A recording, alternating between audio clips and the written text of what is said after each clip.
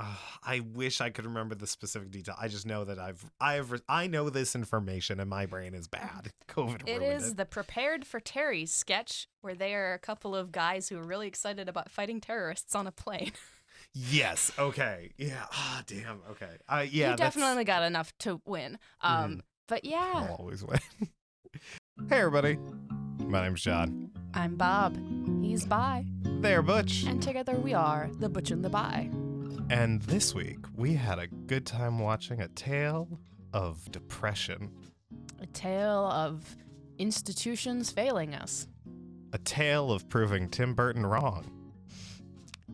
A tale of yet another iteration of Key and Peele. A tale of a Netflix movie that didn't completely get ruined by Netflix being involved. We watched Wendell Wild this week, based off of a short story that Henry Selick, the director, wrote about his children. Mm-hmm. And that he co-wrote the screenplay with Jordan Peele of, well, Key and Peele fame, but also Get Out, Us, Nope. A lot of phrases that I use in my daily life. But yeah, they created, I think, a very beautiful movie. Bob, do you have any opinions? Oh, I've got plenty. Do it! You can't talk about the podcast. I'm not going to let you the whole time. It's just going to be me in here, just me and John talking about the podcast. Hey. No. Hey.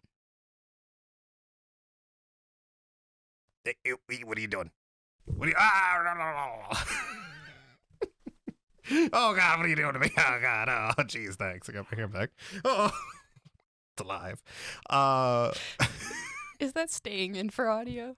Absolutely. I'll fix it in post. Like I fix everything in post. If like you your wondered laugh. what that was, you can check out the YouTube video.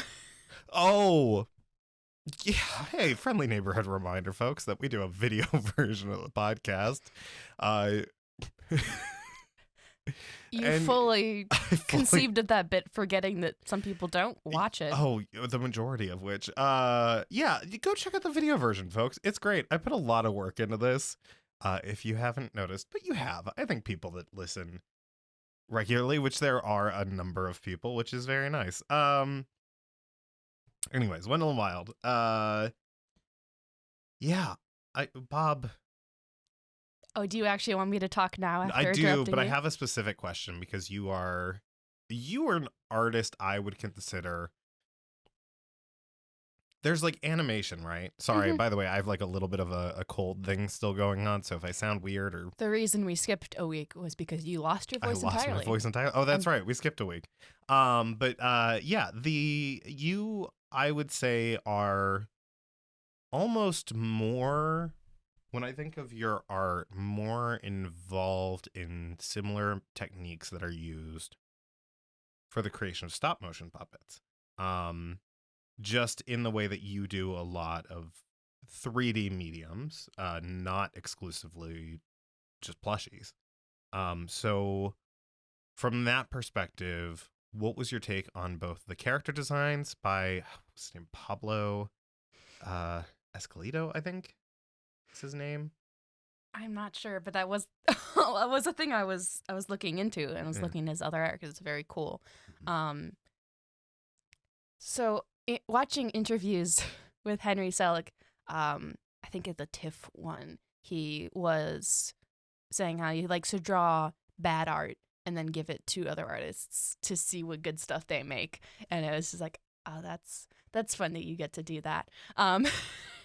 But yeah, I love the character designs. I love so much of mainstream animation is generally leaning more towards like same face. That's a thing that I appreciate about things like this, or it's like you don't have any issues of same face. There's so many different face shapes and everyone is distinct, and it's so much fun. I love that.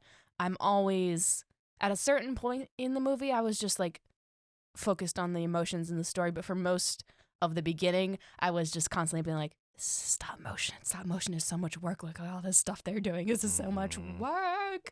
What did they use to make that? The hair follicles up close. I was like, oh, that's so interesting. look at that textured hair that they made. But yeah, I find it all very fun, and I've watched a good amount of stop motion in my life. I grew up with Wallace and Gromit. That was a mainstay in our household, and then eventually Morph, which is a thing that they made more of, and that I haven't been able to watch that. But we had old VHS tapes with the original Morph, which is just silly little clay guys bouncing around. But yeah, what is it that you're looking for? I'm looking for you to keep talking. Pull something up. I love the color palettes. Oh my God, the greens in this. We're fans, you could say. Yeah, no, the color palettes in this are amazing. Just the impressive display, not only because the one interview that I watched was Tested's interview with Henry Selick, Adam Savage talking to him. And Adam Savage has this similar enthusiasm that I think a lot of fans of different types of pop culture and media have. And so when he approaches these conversations, he's geeking out. And it was really just cool getting to really hear how this was a project that, like, Henry Selick was just like, I thought I was done, but then this just seemed to be an option, and Jordan really wanted to do it, and like, and just that pure collaboration of a modern day industry powerhouse in the horror department and a classic powerhouse in the animation department. And I think the marrying of those two creatives, and with such a strong foundation for the story of it being very, I mean, it's a story about his sons, it's a story about family, and to have that kind of play out a bit with the characters is really cool. But also just the execution narratively is so beautiful.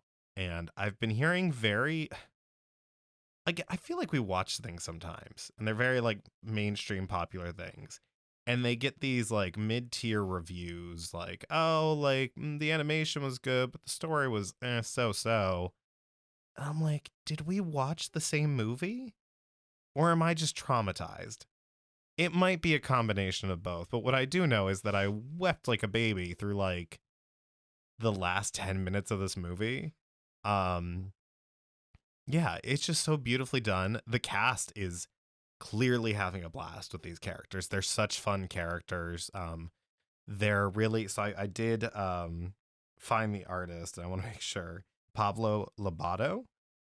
And all he sent Henry Selick were these 2D drawings of all the characters. There were no 3D, there were no 3D renders, first off. Second off, there were no additional like looks as far as like what do they look like when they look left or right or up or down, any of that. So Henry Selick's team got that and then had to convert it into a 3D medium, and they did so in a way that still, they have in the end credits, if you watch this movie, which we highly recommend before we start talking about like the plot details and stuff.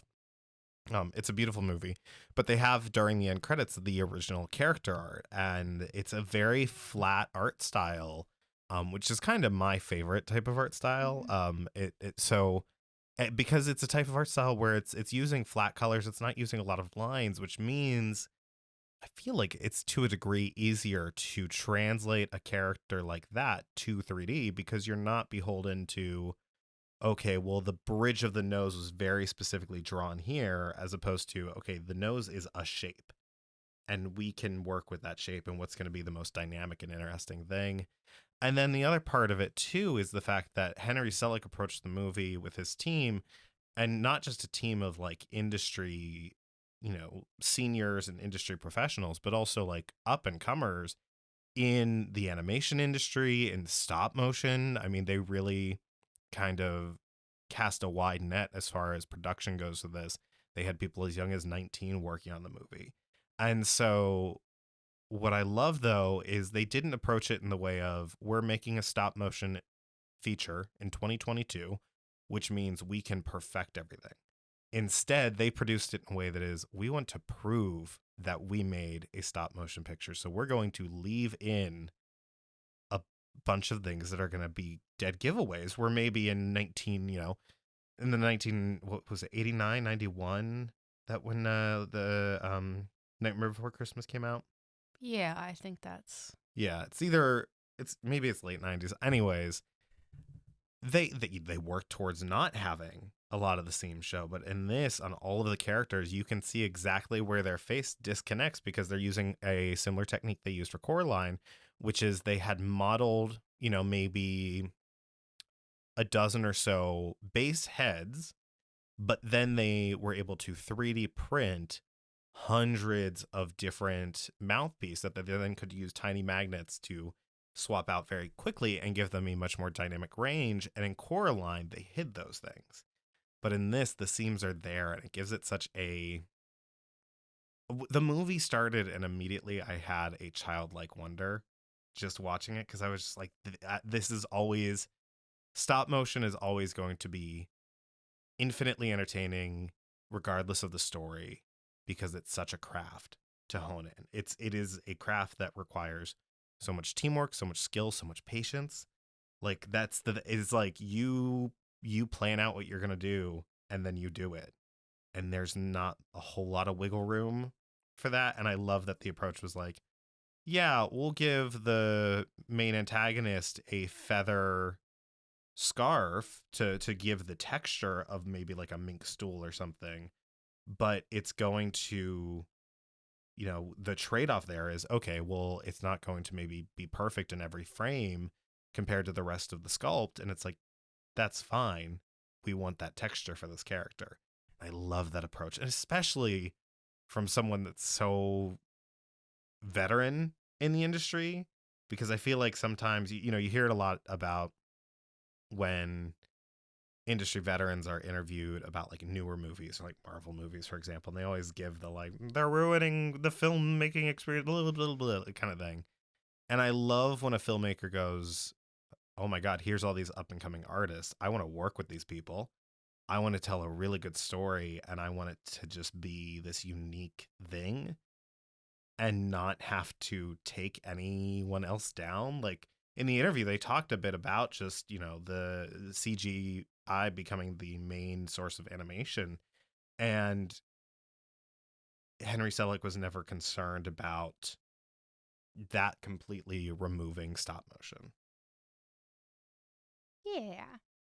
Dude, it's very cool. That was in one of the interviews. He's like, I really want to leave the nose line, and he couldn't before, and now he can. I was keeping an eye out for that because he mentioned it, and I was like, good for you, bud.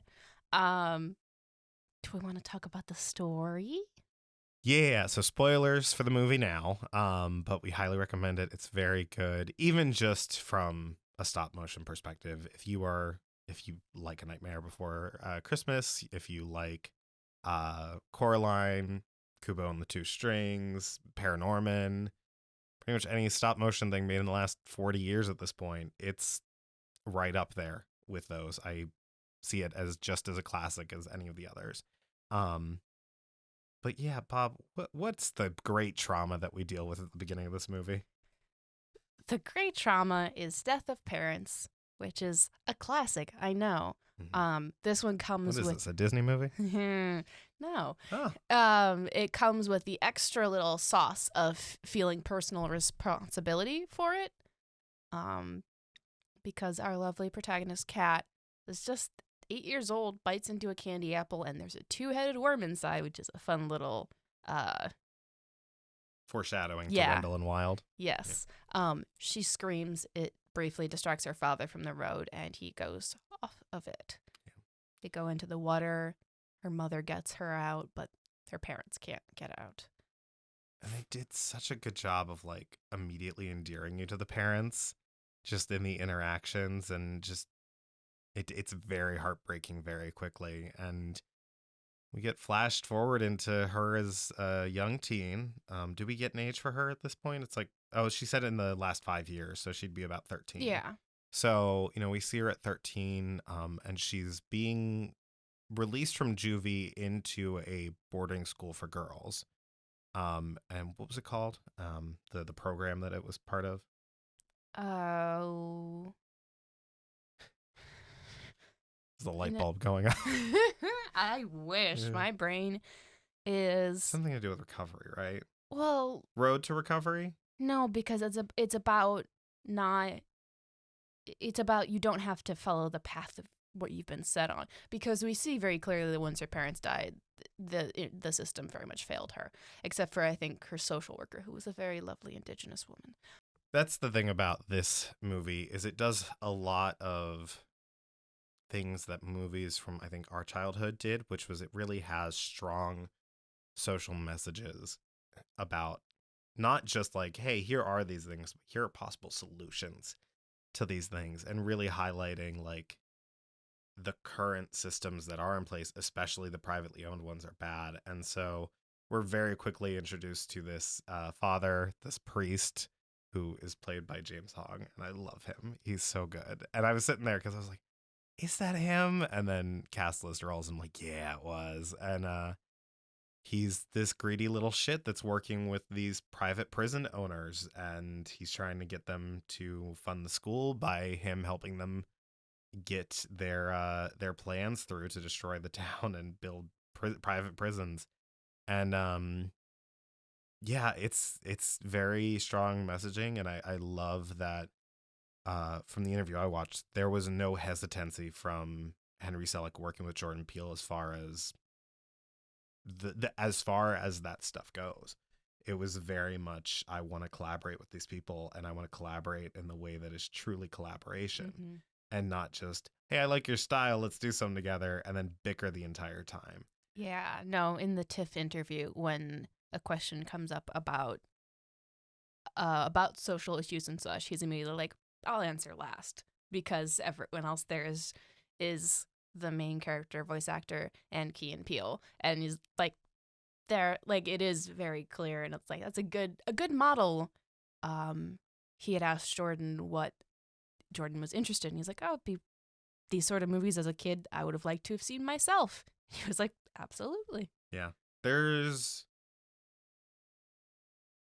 gonna say there's only one white character, but there are several. But it's seemingly the two nuns that are the penguins, Mm-hmm. and then you have, I mean, she's supposed to be what's the main antagonist name?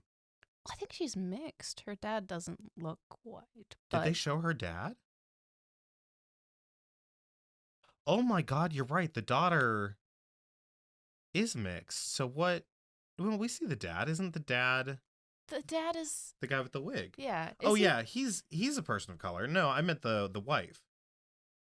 Oh. She's white, I think. Yeah. Yeah, because otherwise that's for a movie that does diversity so well, it'd be really weird if they just put like, hey, here's this person with red skin. Right, you get what I'm saying? Mm-hmm. Yeah, okay, there we go. Thanks. You're making me say, I'm like, sorry, what? I couldn't. I wasn't thinking of the man as the main antagonist, unfortunately. It very much was the mom in this situation to me. Fair enough. Yeah. But yeah, so she's at the school. She meets a couple of the students who are very much trying to get her in their group, and they're very like, they're portrayed in the way that they're the popular girls, they're the mean girls, but they're not really. Like, they're trying to actually welcome this person to the school in their way. Yeah, which is conform to what we like.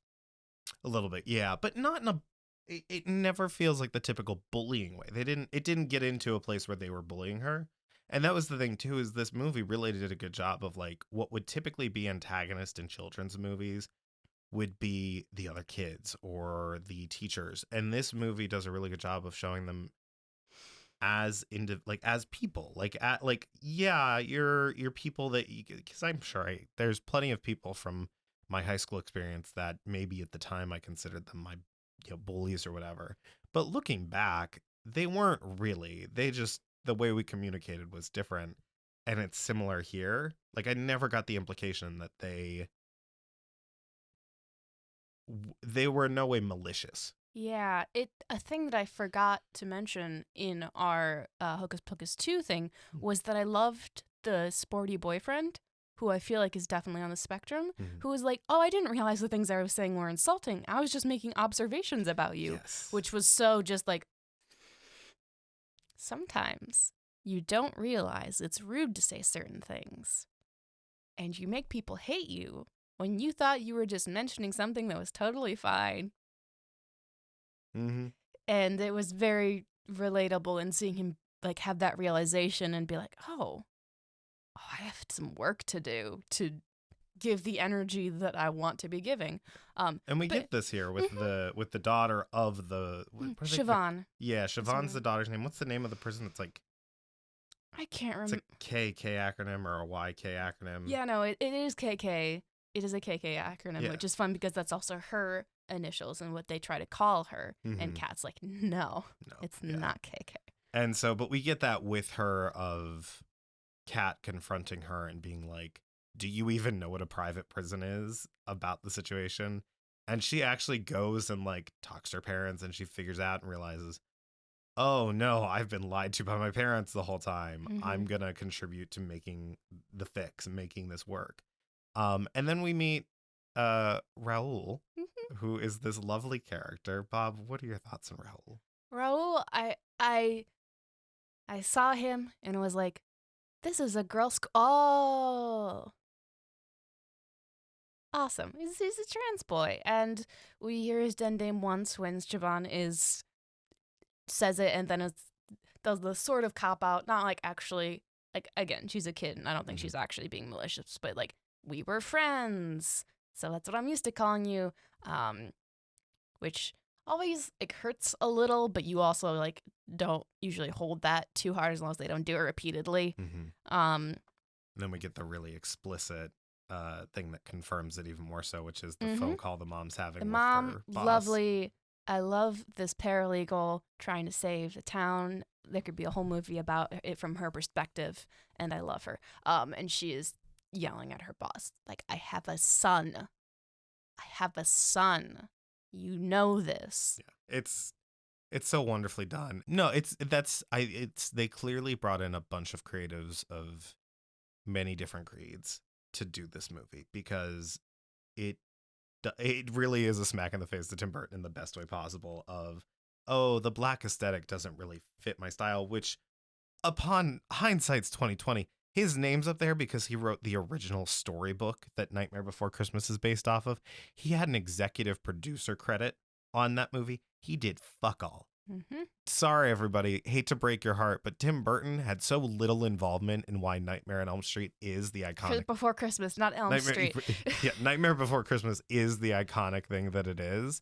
And for him to claim that aesthetic when he hasn't done a whole lot with it in the intervening 30 years. I think, did he do Paranorman? I don't think so. I know there was one other. Was it Frankenweenie? Yeah, he did Frankenweenie. He did Frankenweenie. Yeah. Yeah.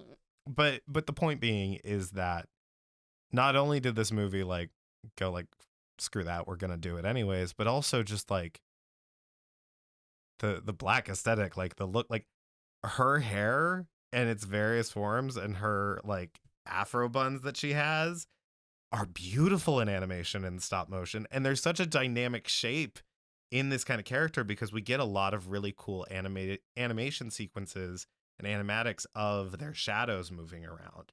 And that's the fun thing about the way these characters were designed, is they all cast these very sharp, very unique shadows. Rule of character design: have a good silhouette. Yeah. Recognizable and distinguishable from other characters. Yeah. It's so good. Yeah, no, it's her Afro-punk vibes. Yeah. Very, very good. And just in general, the vibes of hell. Yeah, so Wendell and Wild, they are the sons of Belzer. What's it? Bill Belzer? Buffalo Belzer. Buffalo Belzer, who is voiced by Ving Rhames, which is amazing. They are the Wendell and Wild, voiced by Jordan Peele and Keegan Michael Key. Yeah. Are the sons of this devil. It's basically the devil. It's basically the underworld. And their whole job is reinserting hair plugs and making it grow with basically Miracle Grow. And they have this idea to reinvigorate the torment carnival that lives on his stomach. Their dad's belly. And their dad's belly. Hop on Pop took a wild turn. Ayo. And so they want to fund this, and they're like, how can we do it? And they discover that the hair cream that they're using can reanimate things. And that comes into play later in a very awful way. But they decide to make their trip to the top side. They And get the help of a teddy bear. they get the help of a teddy bear because in this universe, hell maidens are things. They are seemingly young women. We didn't see any men in this role. Young women that are marked in some capacity, in a way that they can commune with the demons of the underworld. And they trick her into, not trick her. I love this about all the characters in this movie, is that all of them, the real villains are capitalism. The demons in this movie are just demons doing their job, but doing it in a way that is like it's making a deal with the devil, but it's not entirely like a curling of the monkey's paw, so to speak. It is very much like they promise, hey, if you bring us up there, we'll bring your parents back to life. And then they're like, oh, they lie on that. And then they realize that they can actually do it once they realize the restorative powers. And they're like, oh, cool, we can make good on our promise. Yeah. And I love that. I love that it's just not straight, okay, well, we're not going to do it anyways. Like, no, we're going to do it. And then the priest is killed earlier in the movie, he's killed by the parents, the prison owners, and he's reanimated by these two when they can't find Cat in the cemetery. Yeah, they can't find Cat, and he's a freshly dug grave, super easy. They got their is it supposed to be a tardigrade? I don't know. It's a worm friend. Yeah, it's got these really sharp teeth. It's very cute. The mouth cute. is definitely tardigrade-esque, and it gave it a really cute name. I can't remember what it is anymore. Well, they give it a really cute moment because they were like, oh, we can test it on that thing. And then the second they look at it, its eyes turn into these like beaded eyes. To give it that big cat eyes, because they discover it first on a tick that lives on their father. Those ticks just fly around and they feed them to birds to gain favors. But yeah, they're like, but this is pretty simple. Yeah, and then they look at they're like, we could never. We love him too much. So the father is brought back to life, and he convinces them, hey, I can't pay you, but you know who can? The prison owners, the people who want to build the prison. They can give you money for your project and money for my project. I want to keep that school going. And they approach those two. They're like, hey, we can do this thing. And they give them the stipulation of, you can't bring anyone back from the dead because we don't want anyone causing trouble for us. Because anyone besides specifically the 6 old guard council members who will vote for their prison. Yeah. You bring them back, no one else. Because it is heavily implied and then revealed later that they were responsible for a fire at the factory that Kat's parents owned or the brewery that Kat's parents owned before they died.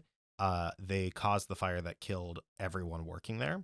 They were having a memorial, so everyone who loved their bosses, who were good bosses, died. Yeah, and Raoul's mother, like that's the interconnection there, is that she's looking into it and trying to solve it for them. Everyone who's witnesses. Yeah, in the town is like, yeah, this is clearly what happened, but no witnesses. Yeah. So and then Raoul steals the remaining hair cream from Wendell and Wild as they're sleeping and goes and reanimates Kat's parents. Well, Kat is on he's an a errand. very good boy who cares so much. Yeah. And we get the parents back, and they're slightly decayed. I do love that the varying times of decay for each of the different types of corpses. That was very cool. But they come back, and it's just, from the moment they come back, it hits you of like, they're not staying. And what I love is that the solution for her trauma was not just getting to say goodbye to them. It was her confronting herself and her memories. Because at this school is a nun, voiced by Angela Bassett, and Sister Helly. Yeah, who is also a Hell Maiden. Who works with the maintenance man, I guess. He lives in like the Freddy Krueger dungeon of the school. Yeah, it's suggested definitely that they like go way back. Originally he trained her to demon hunt because they have all of the demons, which demons into these jars, and so but she gives up that life, and when she notices cats start, getting in this situation, she's like, don't address it. She tries to suppress it and hide it instead of confronting it a bit more, and eventually it gets to the point where they do this beautiful training sequence. Basically, Kat made the deal with the demons to come up, but then made another deal with them, which bonded her as their servant. And so to remove that, this guy, I can't remember his name, the guy in the wheelchair. It's it's a strange name. Yeah, he bonds Helly and Kat together, and so that they can go on their journey through memory lane, and that's where we discover why she was in Juvie in the first place, which is I'm not sure if it's implied she injured that person or if she accidentally killed that person She fought given her back against trauma. she fought back against a bully. Yeah, and And pushed this person downstairs. And I'm assuming it's accidentally killed given the severity of what the consequences were. But they do it in such a way that hit so home. It was very similar to Steven Universe and Future, of like really like visually confronting your not only your past trauma but also your understanding of your past trauma, because she does a lot of blaming herself for the situation she's in. And what's so beautiful about the fact that it's not really the parents that explain that to her is that they wrap it up in a nice bow more so, and they help her move on in that capacity. But I think she would have gotten there without them anyways, given the situation. But yeah, and so they work towards stopping them. They end up finding out that, hey, that hair cream doesn't last when the dad, what's his name again? The demon. Belzer. Belzer. When Buffalo Belzer comes up from underground to get his kids again, because he's like, they left again, he points out that the hair cream does not last because the priest drops dead again. And they realize, oh no, everyone that's been reanimated this way in a couple hours or so are going to also go back to the grave. And So let's spend that time fighting the power and the last of the hair cream to resurrect some goddamn witnesses. Yeah. So it's an amazingly animated bulldozer battle. Yeah. Very good. That was at that point. Oh, I love that song. What's that song? I'm going to look it up. That was a point where like I was so into it, and then after it ended, I was like, wait, I wasn't thinking enough about the stop motion of it. I needed to watch it again and think about the stop motion of it. But yeah, and the baddies got taken away. There was one thing I wish that could have been addressed, but probably didn't. Like a thing that like in my mind I wanted to see addressed, but doesn't actually fit in the movie was just the fact that Siobhan doesn't have parents anymore. Also. And I wish there could have been something that addressed that, because I wanted it to be like Siobhan is now the same as Kat in a way, except her parents were actually awful, but she's also parentless now, and I wanted to see that kind of addressed because it was just like an interesting thing, and if it was like a mini series maybe. So the song is Wolf Like Me by TV on the Radio, and I love that song. There is some good music in this. Such a good soundtrack, such good animation, such good lighting, such good design. It's such a heart. Great movie. I'm genuinely, this is going on my like fall like spooky rewatch list. It's so good. I don't know. I recommend it. Absolutely. Yeah. So, Bob, do you have any closing thoughts before we get into this next thing? I have one, but I wanted to offer it to you first. I'm still... you can't talk. It's me. Okay, so, Bob, what have we decided? What did we decide at the end of the last episode? That John likes to be asked questions more than I like to be asked questions, so I should be the one running trivia sections when we can do them. Yes, and they decided a floppy piece of paper in front of a microphone was the best way to do that, so here we are. I'm sorry. Question number 1. Let's start with a softball. Okay. What was Henry Selick's first directing credit? It's not A Nightmare Before Christmas, is it? It is. Yeah, okay. That's his first directing credit. He did a lot of other stuff before that, which will be a question in a minute. Oh, God. This is a fun question that I found out through idle Googling. When Jordan Peele first started at Sarah Lawrence College, what did he study? Architecture? It's weirdly related to this. Did he study animation? He studied specifically puppetry. Oh, really? Yeah. Oh, that's cool. Henry Selick talked a bit about the monkey paw logo it's why he wanted to work with. It was such a perfect variant too. Another thing is that Jordan Peele's mom got him Nightmare Before Christmas toys before the movie even came out, and it was like one of his favorite they were such big fans meeting each other and watching interviews, and then like cutting to Keegan-Michael Key being like, they're just so intrigued. He's like feeling very replaced right now. He's an enthusiastic third wheel. He's like, they get together and they make this cool thing that I get to play in. It's so cute. God, Wendell and Wild really do look like the two of them too. Yeah, no, that was the thing. Henry Selick really wanted them. He's like, you got to be caricatures, and they were like, okay. Who is Keegan-Michael Key? I did a very wide spread of questions from things because this is a new movie, and I also didn't spoil myself on things about it before we watched it. Who is Keegan-Michael Key slated to play in the Super Mario Bros. Movie? Who is he voicing?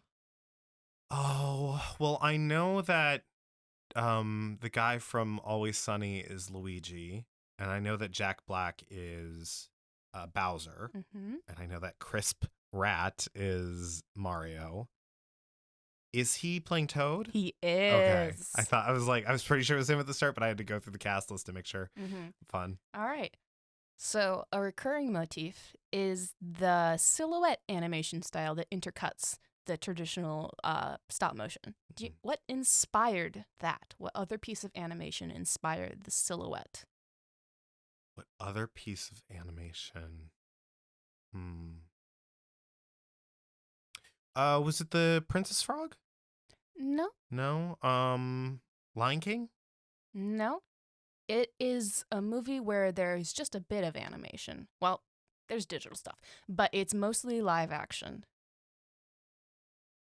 It's not Who Framed Roger Rabbit. No. Cool World? No, newer. You don't know. So the tale of the Deathly Hallows in the Harry Potter movies is what inspired the use, of the silhouette animation. Yeah. That is, fuck J.K. Rowling. But if we ever get around to watching those movies, they not only do they have some incredible magical effects throughout the movies, but that is one of the really cool sequences in the series. Yeah, no, that is. I've seen many gifs. I've not properly watched it, but I've seen plenty of gifs. I'm like, oh, that is surely very cool. What Pittsburgh-based TV show is the voice actress of Kat, Lyric Ross, on? This Is Us. Do you know her character name? She's Randall's adopted daughter, Deja. Yeah, no, I love This Is Us, and she is phenomenal in it. She comes in season 3, I believe, and it's so good that she does steal the spotlight from his bio children a little bit. They introduce a queer storyline with his oldest daughter, like biological daughter, and then she comes in and she's notably a better actress, and she has a very interesting story. But it is kind of like, damn it, I wanted more of the queer story. That drew Henry Selick to Lyric was specifically that he said she felt very real, is that she felt extremely genuine, and that everyone else he had met were great actors, but he needed that, like, the level of rawness. And her characters aren't dissimilar, too, because it is very much she comes from a broken home situation, and that trauma affects how she slowly starts to trust other people. And then as she starts to resolve those memories and her interactions with her mom in the show, she does become a bit more. It's a very similar trajectory. So that's very cool. Yeah. What other stop motion picture was scored by Bruno Coulet? Was it one of the ones I listed off earlier? At what point? When I started listing off a bunch of stop motion films. No. Okay. What didn't I list off? Or is that you saying when I said Frankenweenie earlier? No, that was Frankenweenie? no. Okay. I don't think you've mentioned it thus far, which is wild. It's wild. Okay. He's French. Coulet. So it's a French stop motion film. No, but there is French in some of there is French Oh, singing. James and the Giant Peach. No. No? Okay. No. I can't believe we didn't mention James and the Giant Peach earlier. That's an amazing movie. Hold on. Wait, just let me think. It's not The Little Prince, is it? I have no idea then. Coraline. I said Coraline. Did you? Yeah, when I listed you. Okay, see, I get that point. Okay. Yeah, because I very much listed off Coraline. It was the first one that came flying out of my mouth after Nightmare. Because it was Nightmare, Coraline, Paranorman, Kubo, Two Strings. Okay, I'm sorry. I wasn't thinking that far back. Okay, yeah. Okay. The point is in contention. Where is there French in Coraline? Oh, the songs. dancers and there's all the songs. Right. Yes. Okay. Continue. I started singing. John just had to stop it. Yes. Who is older, Key or Peele? This is a trick question. They're both the same. No, I'm kidding. I'm gonna go. See, there was a point where Key seemed like the more mature one, and Peele seemed like the more immature one, and then they flipped. Is Jordan Peele the older one? No. It's Key. It's Key. Okay, I was Jordan. right. Jordan Peele is 43. Is Key Keegan like Michael- 57 or something? 51. 51. Okay. Yeah, I was in Googling that and that coming up, I was like, oh, man, fascinating. Hey, comedy community is very diverse. Okay. Henry Selick worked as a storyboard artist on what live-action dark fantasy sequel released by Disney in 1985? Return to Oz. Yeah! Yeah! Oh, that's dope. That checks out. Some extra things because boy, was I delighted by the things that he is on. So this is a collection of things where he was either a storyboard artist, a general animator, or an in-betweener. The Fox and the Hound, The Black Cauldron, The Great Mouse Detective, the OG Tron movie. He did The Brave Little Toaster, Who Framed Roger Rabbit, and Pete's Dragon. There were other ones, but those are the ones that jumped out to me specifically. Yeah, at one point I was a little bit like, what if I did animation? But I don't. I'm chronically ill. I don't have the stamina for it, so I just do it for fun in my spare time when I can. This is the final question, and a weird one that I'm not sure that you will get. I just thought it was a fun bit of trivia. Okay. What Key and Peele sketch made Henry Selick specifically want them for Wendell and Wild? Oh, no, I do know this because he mentioned it in the interview with Adam Savage. And by me saying I know it, I know that I've received this information in the past and should know it. Is there a haunted house sketch? Is that what it is? No. See, the problem is I've only seen a couple sketches, so I wasn't actually familiar with it. I just remember him telling the story about it. Yeah, it's not specifically spooky. It's more of a thing of the way they play off of each other. Was it where they played like a devil and angel on someone's shoulder kind of thing? No. I wish I could remember the specific detail. I just know that I know this information and my brain is bad. COVID It ruined is the Prepared for Terry sketch where they are a couple of guys who are really excited about fighting terrorists on a plane. Yes. Okay. Yeah. Ah, damn. Okay. Yeah. You definitely got enough to win. But yeah. I'll always win. As a person who's never done a quiz like that. You did great. Cool. Thanks. Yeah. And for the fact that you waited till today to do it, like 2 hours before the movie, I usually do it during the movie when I would assemble the trivia. So no, yeah, those were great questions. You didn't go too, I think the thing is I have much more industry knowledge than you do. And so it wasn't as hard, I think, or too much of a guessing game to connect dots. Yeah, we're sticking with this format. And I think I would like to do this every episode if possible. Obviously, we can skip it. I will give it my level best. Yeah, because you don't have to edit or promote. But yeah, no, that was delightful. I'm glad good, very good job. I'm proud of you, and I love you. And thanks. You too. Yeah, I realized I'm having fun answering people's trivia questions at me. Finally, time to use all this useless knowledge that's rattling around up here. Cool. Well, Bob, I do have one piece of trivia for you. Oh. Mm-hmm.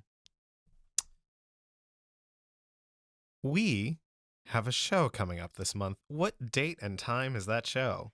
That is November 25th at 9:30 p.m. at And do Arcade. you no? Well, No. damn, you ruined it. I was gonna ask if you had a trivia for question for me, and then you were gonna be Oh, like, "Where is it?" Where is the show? It's at Arcade Comedy Theater. Hey, so if you know, Who is it? not yet, my love. If you know us, you know that we love Arcade Comedy Theater. It's where we met. It's where we started the Butch and the Buy. It's where we just made a lot of our really close friends, for the most part, all of which have been on the podcast. I think there's a few stragglers that we didn't get during the pandemic, and ever since we switched in person, it's gotten harder. But yeah, so they loved the 100th episode that we did. They had a really good time during it. They loved that we didn't necessarily do our podcast format. They liked that we did a variety show, and so we talked to them and we pitched doing that, a straight up variety show. So it's not going to be a special episode of the podcast or anything. We will try to record it and maybe upload it in the future, but at the end of the day, it's going to be such a good show. There's going to be a lot more audience participation. We've got a number of great performers and creatives, which, yes, I'm now going to go through the list because I didn't want to just start rattling off names without kind of explaining what they're doing. But yeah, we're very fortunate. First off, Brian Adams, who was supposed to be in the 100th episode, is going to be in the show providing musical accompaniment. So we're very excited about that. We also have one of my new favorite friends in the community, Zach Funk, is going to be doing some stand-up for us. He brought me in to do the suicide prevention fundraiser that they did at the end of September, and it was my first time doing stand-up, and it was great, and he was super supportive, and I'm really glad that we can showcase him and just get to work with him on something. I want to have him on this at some point, but so we'll be doing that. We have our friend Alexa Shorts, who is amazing and wonderful and talented, who we've worked with on the Big Queer Improv Show, which at this point will just have had its last show on the 11th.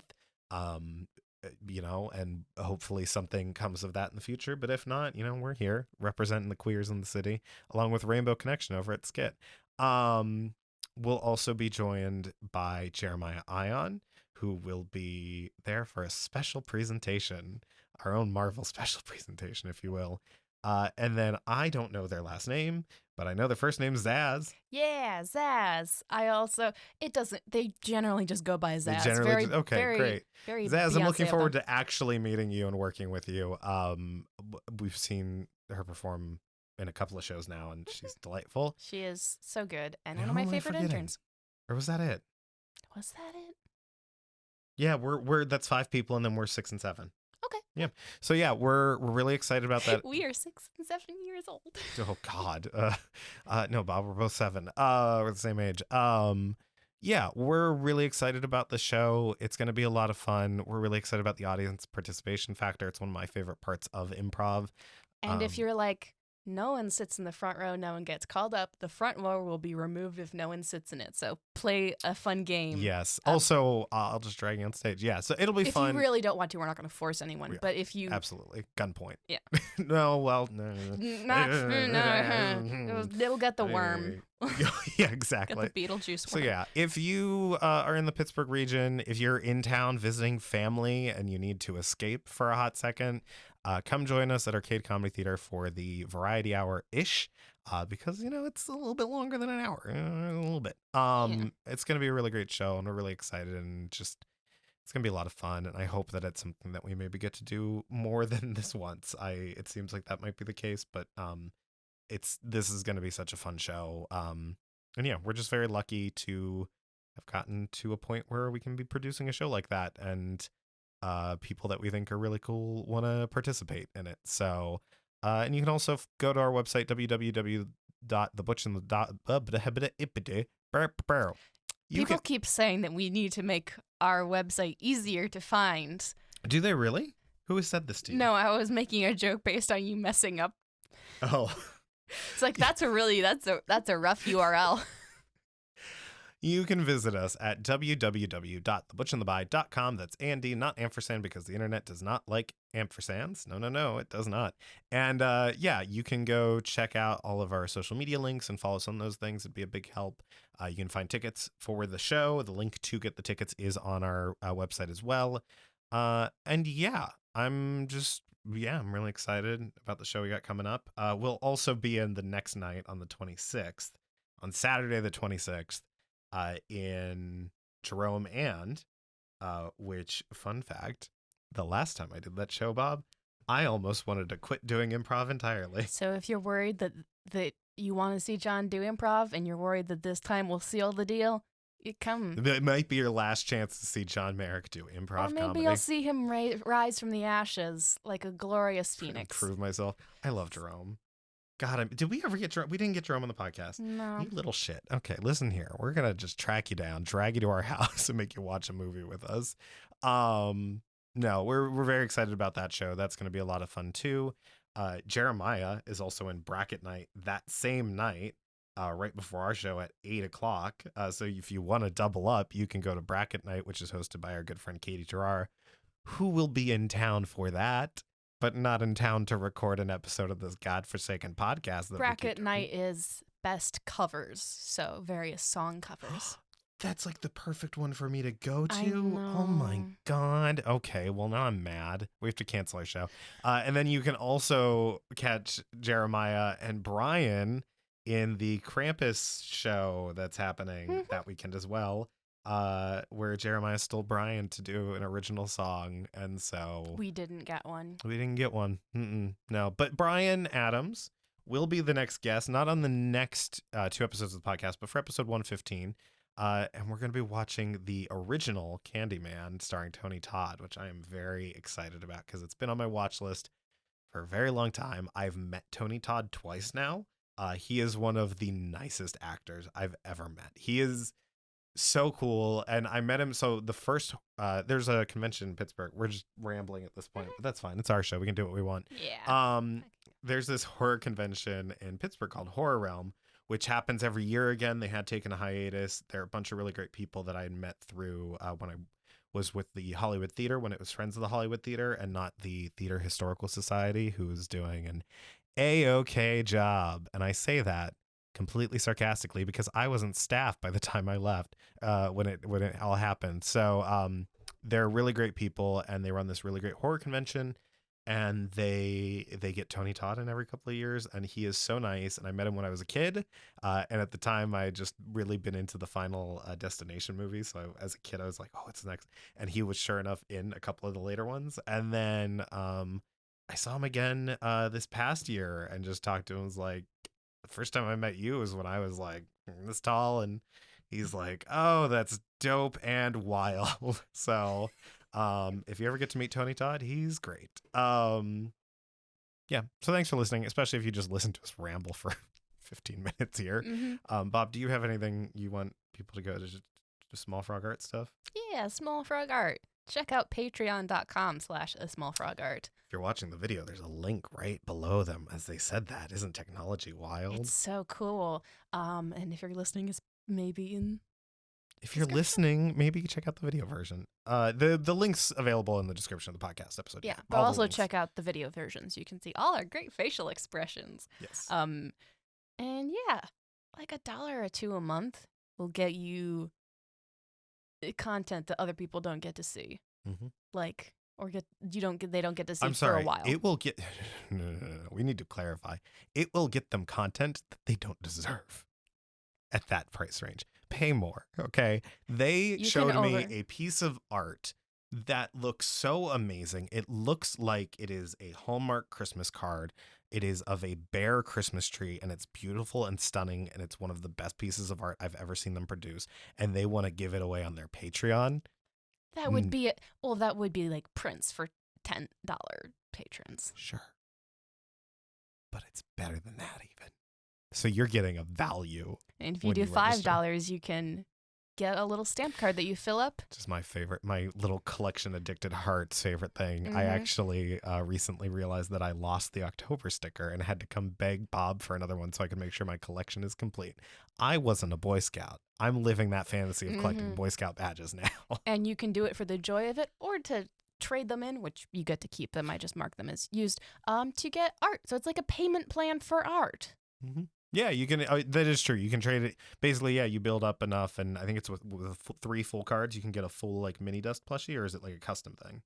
I can't remember what the third. The third was like, let's talk. Yeah, the third was like, yeah. Yeah. But yeah, you can get art, you can get plushes, and as a patron, you get top priority in things. So. Also, I'll have to insert this earlier in the episode so it doesn't go unby. Bob, I'm going to tell a story real quick. So for those watching at home, they can see I am now holding up a doll. It is a doll of me for was it Christmas or birthday a couple years ago? It was when I was at the apartment, so it was a couple years ago. Yeah, I'm trying to remember. I was like, I felt like we were exchanging, but we also have birthdays that are so close. Yeah. I think it was Christmas. Christmas? Okay. So Christmas, it's in my studio apartment, and they come up to me with paper wrapped meat. At least that's what I'm thinking because of the way it's wrapped. And I open it up, and it is a doll of me sculpted in a very similar fashion to the dolls in Coraline. It's amazing. I love it very, very much. But there's something unnerving about opening a piece of paper wrapped voodoo looking doll of yourself from your partner who is very quirky. Okay. I was a little uneased for a moment, and they have taken it very personally over the years. So now it is my job to tell everybody, whether they want to hear it or not, how much it freaked me out. But it is amazing and it's wonderful. And hey, maybe that's a let's talk situation. Who knows? Or maybe even more. I don't know. What would you value this at? Oh, yeah. I'm looking to liquidate. What would the artist value it at? What would the artist value at that? I am not sure. I think that might be a let's talk situation. That might if be. you wanna Coraline Maybe a doll yourself. bust of a Coraline doll as opposed to the full doll. Yeah. Possibly. Depends on how complicated the clothes you want it to wear are. Right. Yeah. I always mean to ask this. Why did you do gray sleeves, long sleeves under the plaid button up? Was it just to not have to do skin tone like arms? Yeah. You were just lazy with it? I made the hands and then I was like, oh no. Mm-hmm. That's, yeah. I've never lifted up this. Oh, they're glued right into the seam. Yeah, because it's not anything near skin tone. Mm-hmm. Yeah, I did finally, I'd never noticed it before, the gray does lift up and reveal that I've got some sort of chicken pox cream That's solution right. happening. It's the right color, like cotton. It's very pink. It's very pink, but I did paint it very pink. Okay. But there are little white hearts on it is what's going on with that. Wait, you painted the fabric that's under my shirt pink? No. Oh, okay. I Gotcha. painted your skin. It's a pretty close. It's a very peachy pink. But yeah, it was a cotton fabric with little white hearts, and I was like, tone-wise, like the color matches, but it was also like, I'm going to cover this as much as I can. Amazing. Mm-hmm. Oh, bye. Butch. Wendell.